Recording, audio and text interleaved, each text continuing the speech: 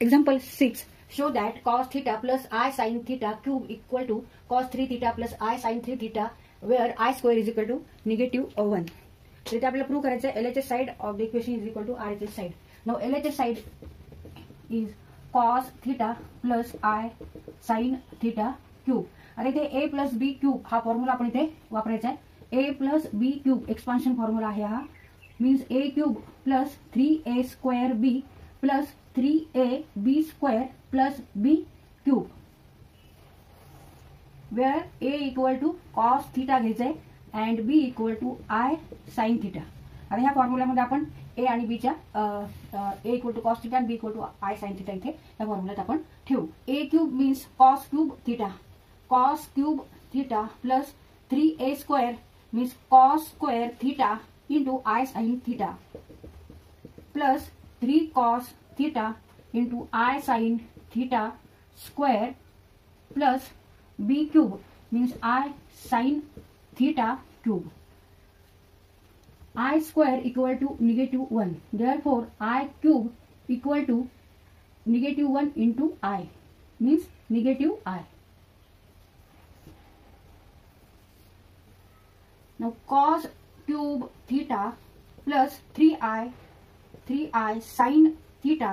Now here cos square theta, use here fundamental identity of trigonometry.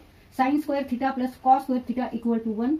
Therefore, cos square theta equal to 1 minus sin square theta. Cos square theta equal to 1 minus sin square theta plus 3 cos theta I sin theta square. I sin theta square means I square into sin square theta means negative sin square theta because I square equal to -1. So take here negative sign. I square means -1, negative 3 cos. Now sin square theta means 1 minus cos square theta. तर ह्या identity वरून आपण हे पण equation तयार करू शकतो. sin square theta means 1 minus cos square theta. 1 minus cos square theta. Now I cube means I square into I.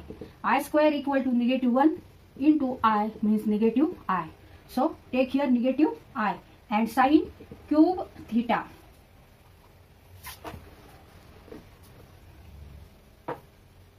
Cos cube theta plus 3i sin theta into 1. 3i sin theta minus 3i sin theta into sin square theta. इथे sin cube होणार आता.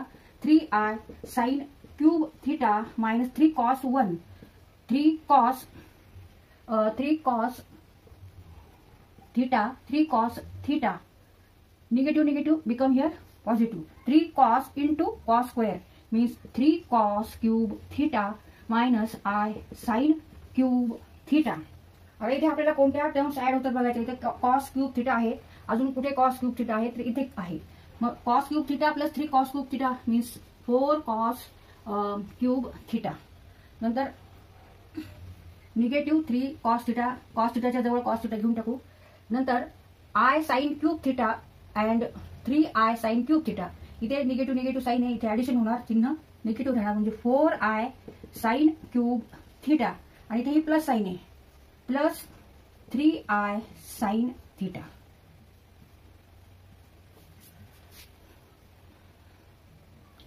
आता इथे cos theta आहे. इथे sin theta आहे. इथे I आहे. इथे I आहे.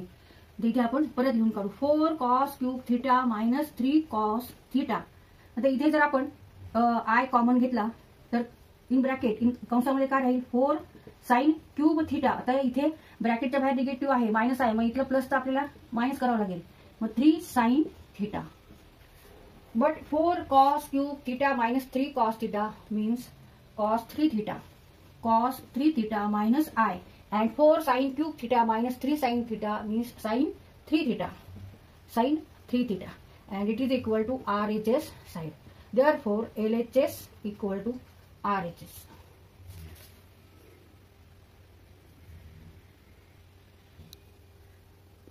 Four cos cube theta minus 3 theta means cos 3 theta and 4 sin cube theta minus 3 sin theta means sin 3 theta.